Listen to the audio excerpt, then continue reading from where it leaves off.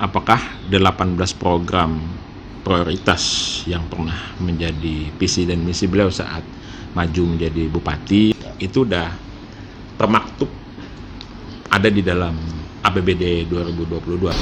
Ada 18 program bupati, harusnya juga disinergikan dengan kebutuhan masyarakat terkini.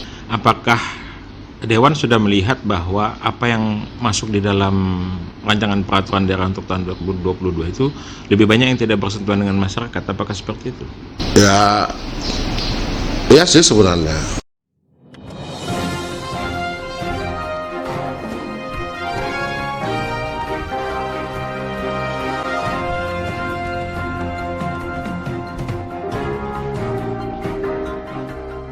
Assalamualaikum warahmatullahi wabarakatuh. Selamat siang pemirsa. Hari ini DPRD Brau menggelar rapat paripurna terkait peraturan daerah anggaran pendapatan dan belanja Kabupaten Brau untuk tahun anggaran 2022. Dan tadi sudah diparipurnakan, namun tentu saja ada hal-hal yang menarik harus kita wawancara lebih lanjut. Dan saat ini kita langsung saja pemirsa, saya sudah bersama Ketua DPRD Kabupaten Brau, Pak Madri Pani. Langsung saja. Assalamualaikum warahmatullahi wabarakatuh, Pak Madri. Nah, tadi kan sudah boleh Pak. Kita kan protokol kesehatan juga, jarak kita udah cukup lah. Nah, tadi dalam paripurna jelas bahwa APBD kita sudah disahkan. Cuman yang belum terlalu gamblang disebutkan sama Bupati tadi, apakah 18 program prioritas yang pernah menjadi visi dan misi beliau saat maju menjadi Bupati dan sudah disahkan dalam RPJMD itu udah termaktub ada di dalam APBD 2022, Pak Madri. Silakan. Ya, makanya kita kan mau melakukan pembahasan lagi, artinya ada evaluasi secara teliti agar aspirasi masyarakat itu benar-benar bisa kita akomodir gitu kan. Perkara program, ya kami dari lembaga DPR ya sangat setuju, sah-sah saja, tapi kami juga memohon dan agar hasil reses kami ke dapil-dapil yang ada yang dilakukan hampir 3 kali 1 tahun, ya tentunya itu skala prioritas yang sangat dibutuhkan masyarakat pada saat ini dan saat pandemi COVID-19 ini. Artinya kan dalam situasi ekonomi masyarakat bawah itu terpuruk, harusnya kita ini punya program semacam pokoknya ketahanan pangan ataupun ya mencurahkan pemikiran kita untuk menghidupkan ekonomi masyarakat itu tentunya dengan sentuhan-sentuhan secara langsung. Apakah peningkatan dari ekonomi masyarakat bawah, contoh pokoknya sesuai dengan aspirasi masyarakat saat kita melakukan reses ke dapil-dapil. Karena itu kan diatur dalam Undang-Undang 23 dan PP 12. Artinya ya kami tentunya sebagai sesuai dengan tupoksi Dewan lembaga legislatif ya harusnya memang ada sinergi dengan pemerintah eksekutif. Ya namun perlu kita juga sampaikan bahwa ada 18 program bupati yang sudah menjadi RPJMD dia, lalu masuk dalam visi dan misi dia, harusnya juga disinergikan dengan kebutuhan masyarakat terkini saat ini gitu loh. Karena tidak harus juga program bupati yang ada atau sesuai dengan janji-janji politiknya itu kan bisa berubah saat pandemi 19 ini ada. Kita tidak akan pernah tahu kapan corona ini bisa berakhir. Nah, artinya bagaimana mungkin semaksimal mungkin kita harusnya mempunyai strategi jika kemungkinan terburuk ke depannya, ya nauzubillah min zalik lah, jangan sampai lah situasi pandemi ini tidak bisa kita atasi atau melonjak lagi, tapi kekuatan ekonomi masyarakat itu sudah siap karena dengan sentuhan-sentuhan program yang kita jalankan, lalu sesuai dengan aspirasi masyarakat yang kita akomodir dan menjadi natural kita di dalam reses tersebut, itu yang lebih penting sebenarnya. Artinya begitu terjadi potensi atau ekonomi kita semakin terpuruk, tapi masyarakat bawah, ekonomi masyarakat bawah itu tetap stabil dan jika perlu akan lebih meningkat, karena yang menentukan itu kan bagaimana pertumbuhan ekonomi kita lebih baik, ya tentunya bagaimana masyarakat itu perekonomian masyarakat itu bisa meningkat, otomatis ekonomi kita akan lebih baik. Artinya dengan Ketua DPR menyatakan seperti ini, apakah Dewan sudah melihat bahwa apa yang masuk di dalam rancangan peraturan daerah untuk tahun 2022 itu lebih banyak yang tidak bersentuhan dengan masyarakat? Apakah seperti itu? Ya sih sebenarnya. Nah, harapan kita kan begini, saya selalu berjuang untuk kepentingan masyarakat luas.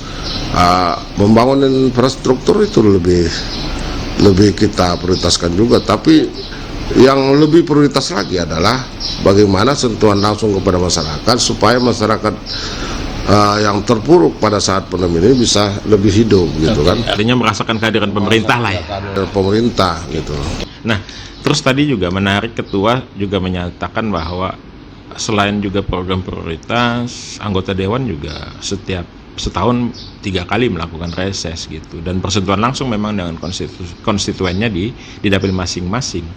Nah, dengan kondisi yang Ketua sampaikan ini, apakah ada kemungkinan reses-reses yang dilaksanakan Dewan menyerap aspirasi ke masyarakat itu tidak diakomodir sama pemerintah kabupaten? Ya tentunya kan dari APBD kita yang menurun, maksud saya itu begini, kenapa tidak kita lebih memprioritaskan peningkatan ekonomi, ya kan? Contoh ketahanan pangan. Kalau umpamanya hasil reses itu bisa terakomodir dan bisa teranggarkan di APBD kita, otomatis ekonomi masyarakat akan lebih baik ke depannya. Nah, tapi bagaimana mungkin masyarakat bisa baik ekonominya kalau sentuhan-sentuhan dari program-program yang ada, apakah melalui resesnya anggota DPR berdasarkan dapilnya masing-masing, tidak disinergikan dengan pemerintah daerah, eksekutif. Harusnya eksekutif berdasarkan evaluasi dari anggota-anggota DPR, berdasarkan aspirasi masyarakat dari bawah yang kami dapat dari reses tersebut, harusnya disinergikan. Nah, sehingganya ekonomi masyarakat bisa lebih membaik, kesejahteraan masyarakat juga bisa meningkat, kemiskinan akan berkurang. Nah, harapan kita begitu, artinya kita sah-sah saja mau membangun multi-years, tapi di atas segala-galanya supaya sentuhan ini bisa terakomodir semuanya, maka kita menginginkan adanya kerjasama sinergi antara eksekutif dengan legislatif.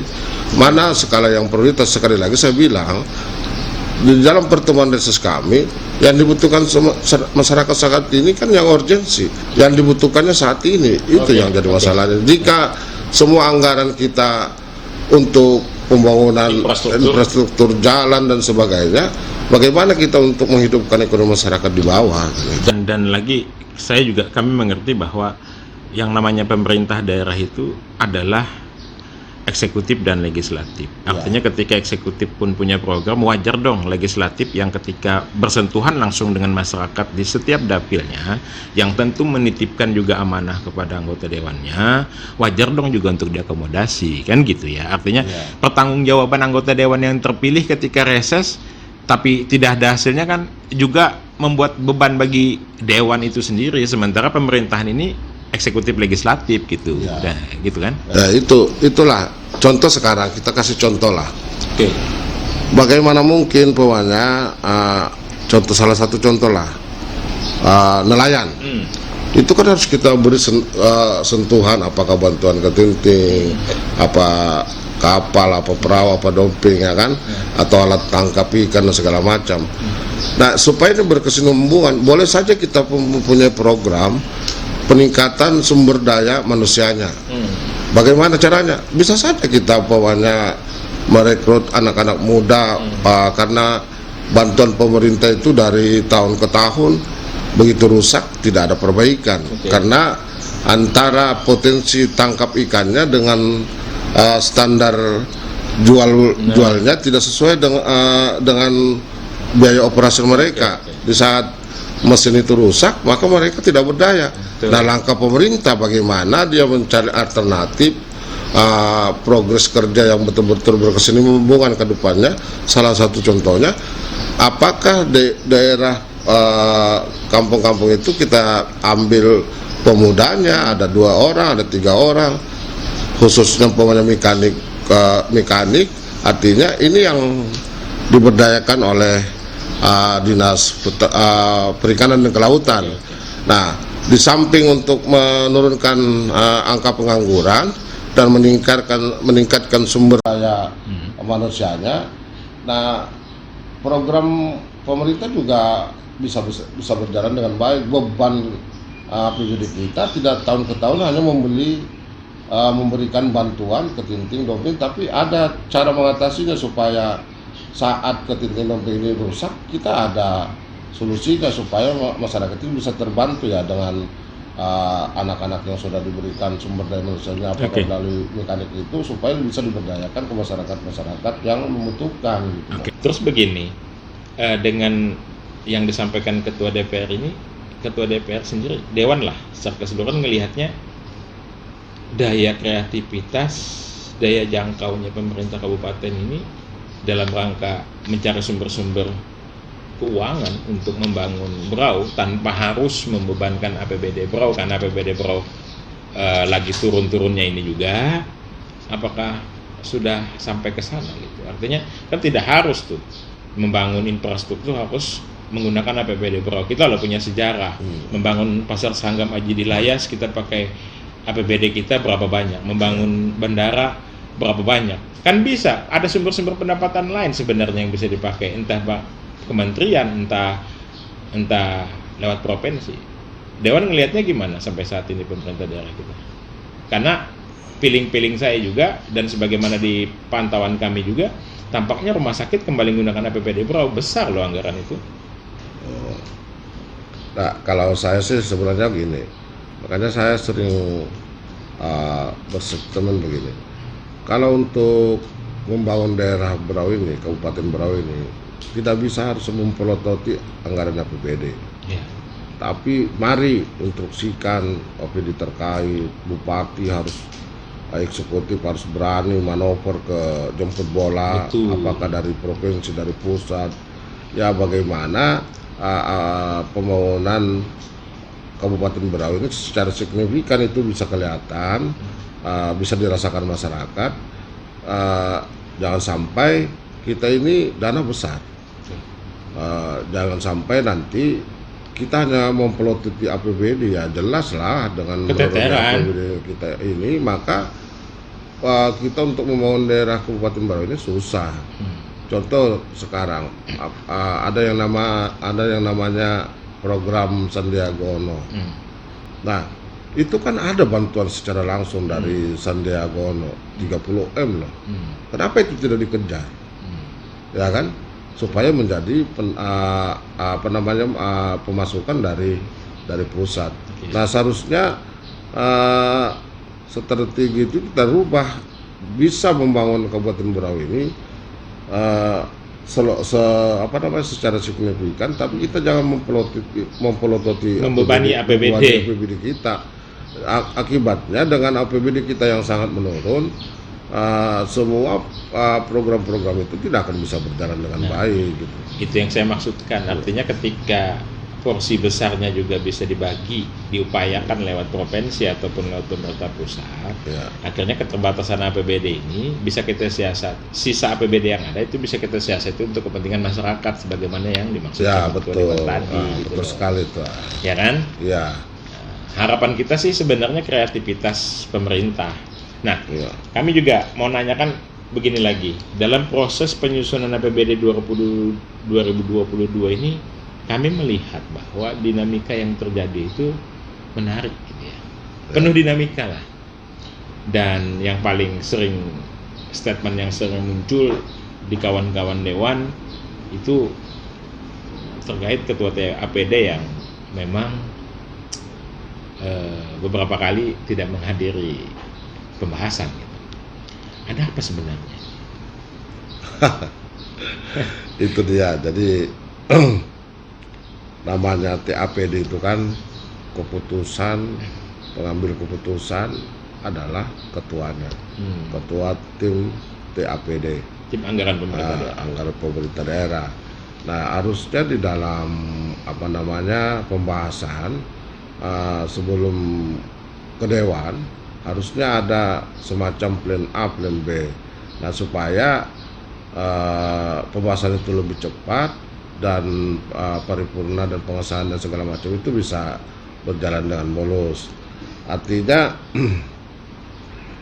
seorang ketua TAPD juga harus lebih menguasai. Ya, bukan berarti saya menganggap beliau tidak menguasai. Harusnya antara SKPD atau OPD terkait dengan program bupati ini kan harusnya bisa dijalankan, karena perpanjangan tangan visi dan misi bupati adalah OPD terkait.